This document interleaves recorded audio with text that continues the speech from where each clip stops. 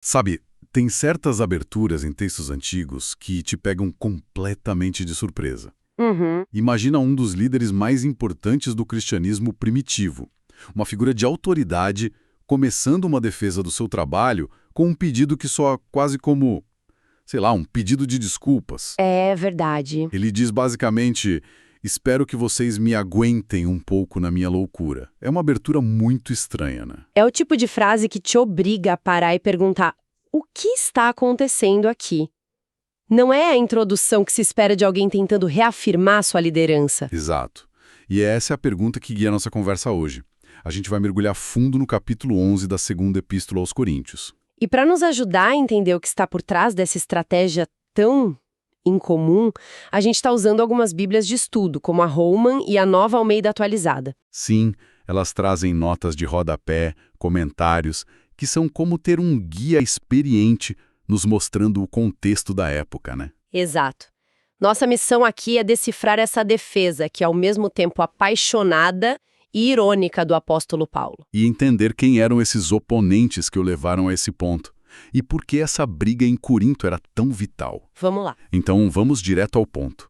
O versículo 1 já começa: tomara que me suportasses um pouco na minha loucura, suportai-me, porém, ainda.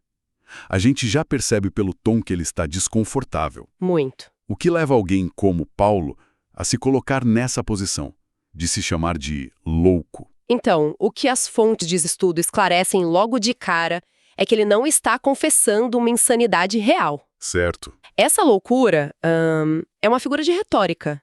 É uma arma que ele se sente forçado a usar. Forçado pelas circunstâncias. Tipo assim, encantada por novos pregadores e a autoridade dele estava sendo minada. E esses caras, pelo jeito, adoravam se autopromover. Exatamente. Se gabar de suas credenciais, da sua eloquência. Era esse o jogo deles. Ah, então ele tá entrando no jogo deles, mas com as próprias regras. Perfeito.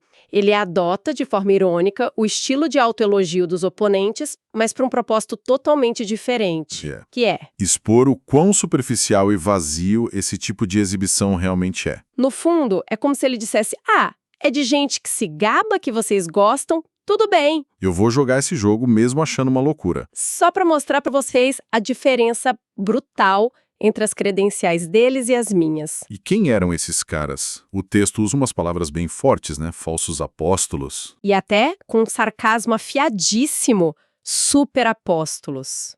E ele os acusa de pregar outro Jesus e um evangelho diferente. O que isso quer dizer na prática? Se a gente conecta os pontos, percebe que a coisa era séria. Não era um debate teológico amigável. Não mesmo. As notas nas fontes descrevem esses homens como obreiros fraudulentos, sabe? Gente que se disfarçava de apóstolos de Cristo. Uau. E Paulo vai além. Ele faz uma analogia pesadíssima, dizendo que assim como Satanás se disfarça de anjo de luz, esses homens se disfarçavam de ministros da justiça. Nossa. Então, ele não os via como colegas com uma opinião diferente. De jeito nenhum. Eles os via como agentes do caos. Na prática, eles provavelmente pregavam uma versão do cristianismo mais palatável, talvez. Mais focado em sucesso, em poder. Isso. Talvez exigissem o cumprimento de certas regras da lei judaica que Paulo considerava superadas. Seja como for, era uma mensagem que desviava da simplicidade e da centralidade da cruz, que era o núcleo da pregação de Paulo. Eles estavam, na visão dele, envenenando a comunidade. Exato. E a paixão dele por essa comunidade fica muito clara. No versículo 2, ele usa uma metáfora muito forte. Ele diz que tem um zelo de Deus pela igreja. E compara o trabalho dele ao de um pai que prepara uma virgem pura para um marido, que é Cristo. É uma imagem de proteção, de cuidado extremo. Muito. E essa imagem é fascinante porque ela nos transporta direto para os costumes de noivado da época, sabe? Como assim? Uma das notas explica que, na cultura judaica, o pai da noiva ou um amigo de confiança do noivo tinha a responsabilidade sagrada de garantir a pureza e a fidelidade da noiva até o casamento. Ah, entendi.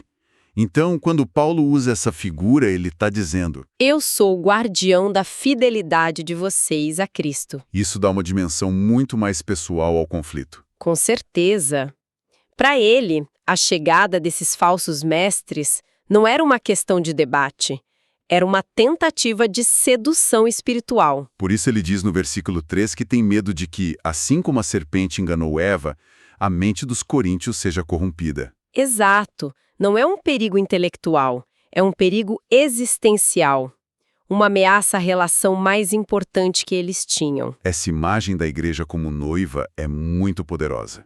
Mas o que me surpreende é para onde ele vai a seguir. Sim, a virada é brusca. Quando a gente pensa que o argumento vai continuar nesse nível poético e teológico, ele dá um giro de 180 graus e começa a falar de algo super terreno: dinheiro. Pois é. Por que as finanças se tornaram o campo de batalha aqui? E aí a gente bate numa questão de contexto cultural que é fundamental, né?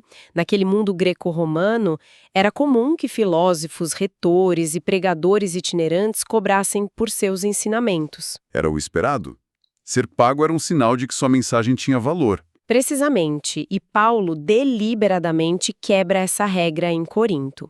Ele se defende por ter pregado de graça. E ele até diz que despojou outras igrejas, ou seja, aceitou o sustento de outras comunidades. Para poder servir os coríntios sem lhes custar nada. Então, recusar o pagamento não foi só um gesto de humildade.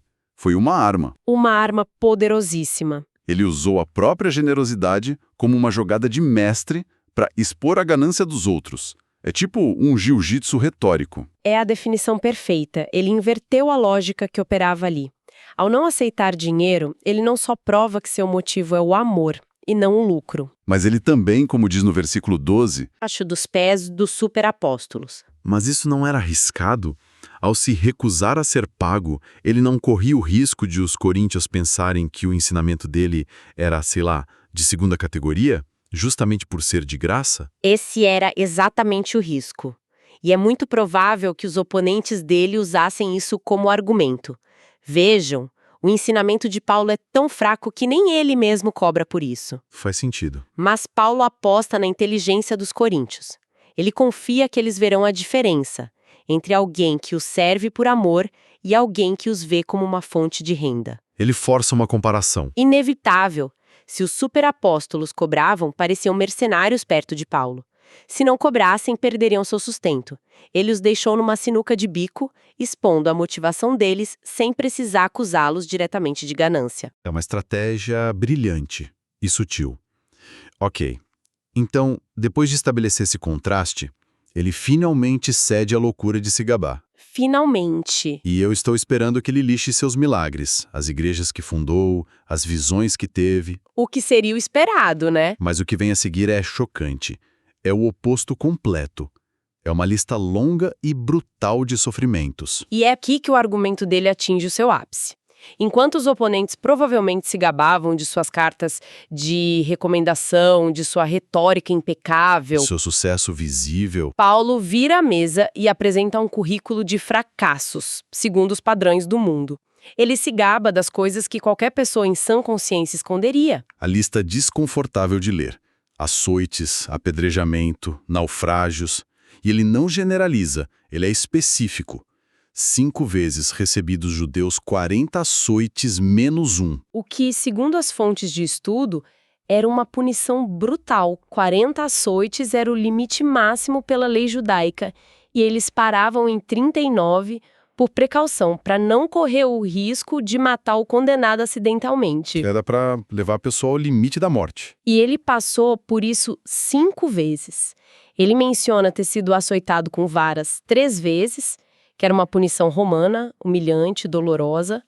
Fala de um apedrejamento, que era basicamente uma tentativa de linchamento. E os naufrágios, ele diz que passou uma noite e um dia no abismo. A gente lê isso rápido, mas imagina o terror. De ficar à deriva no meio do mar, no escuro, por 24 horas esperando a morte. Exato, esses não são pontos num currículo, são traumas. E a lista continua com uma variedade impressionante de perigos, em rios, de ladrões, do seu próprio povo, de não-judeus, na cidade, no deserto, no mar. Ele cobre todas as geografias e todas as fontes de ameaça possíveis. Ele está pintando um quadro de uma vida vivida no fio da navalha. Constantemente sob ataque. É pesado ler isso. A gente esquece que por trás do texto havia uma pessoa real passando por tudo isso.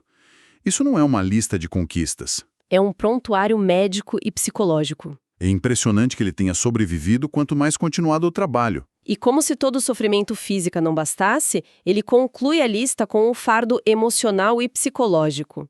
Ele diz: além das coisas exteriores, há o que pesa sobre mim diariamente, a preocupação com todas as igrejas. Uau! Pensa nisso.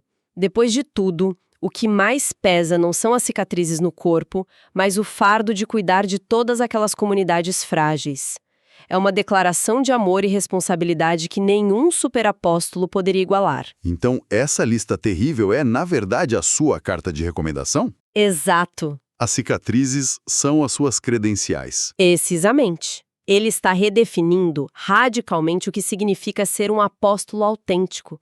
A autoridade dele não vem de um pedestal de sucesso mundano.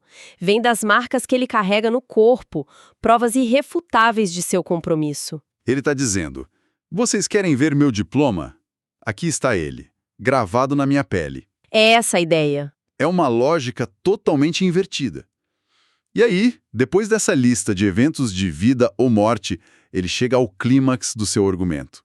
E a história que ele escolhe para fechar essa glorificação é surpreendente. Muito. Ele conta da sua fuga de Damasco. Sim, nos versículos finais do capítulo, ele narra como o governador da cidade queria prendê-lo e, para escapar, ele teve que ser colocado num cesto e baixado por uma janela na muralha. Pensa bem. Depois de naufrágios, apedrejamentos, açoites, a grande final do argumento dele é ser baixado num cesto, como se fosse um pacote para fugir escondido. Uhum. Parece quase cômico se não fosse tão desesperador.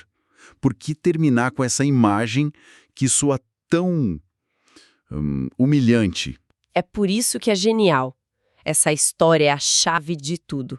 A fuga no cesto é a antítese completa da imagem de um herói. Não há nada de glorioso ou triunfante nela. É uma cena de vulnerabilidade total. De dependência de outros, uma fuga improvisada em nada glamurosa. Ah, entendi. A glória não está em ser forte o suficiente para lutar e vencer a guarda do portão, Uhum. mas em ser fraco o suficiente para precisar de amigos e um cesto para escapar. A força dele está na fraqueza. É o arremate perfeito para a tese que ele apresenta no versículo 30.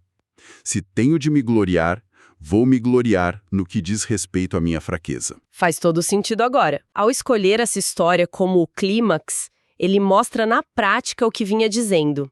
Suas credenciais não estão em sua força humana, estão na sua capacidade de perseverar apesar da fraqueza. Porque é exatamente aí na teologia de Paulo que o poder de Deus se manifesta. A história do cesto não é um anticlímax. É o argumento final e mais poderoso. Então, quando a gente junta todas as peças, temos um líder defendendo sua legitimidade ao se chamar de louco, medindo seu sucesso por cicatrizes e celebrando sua fuga mais vergonhosa como sua maior credencial. É uma visão de mundo completamente de cabeça para baixo. Totalmente. É uma redefinição radical do que é poder e autoridade. Este capítulo nos apresenta uma contranarrativa poderosíssima, não só para aquele mundo, mas para o nosso também. Que continua valorizando a força, o status, a aparência. E o sucesso a qualquer custo. O argumento de Paulo é que a verdadeira autoridade espiritual não é forjada na autopromoção, mas no serviço sacrificial. Não na invulnerabilidade, mas na honestidade sobre a própria fraqueza. E o que fica claro é como ele foi incrivelmente astuto. As fontes mostram que ele não rejeitou a linguagem dos oponentes. Ele pegou o conceito deles de se gabar. De glorificação. E o subverteu por dentro, esvaziando-o de seu significado original e preenchendo-o com um conteúdo totalmente novo e chocante. E isso nos deixa com uma provocação final, eu acho. Em nosso mundo, que é obcecado por métricas de sucesso, que muitas vezes são vazias, número de seguidores, curtidas, status... Conquistas superficiais. Como a gente pode aprender com essa estratégia? Como podemos, de forma criativa, subverter essas mesmas métricas para apontar para um tipo diferente e mais autêntico de força e valor? Como podemos, assim como Paulo, Nos gabar daquilo que o mundo considera fraqueza para, no fim das contas, revelar uma força que não é nossa, mas que é muito mais real.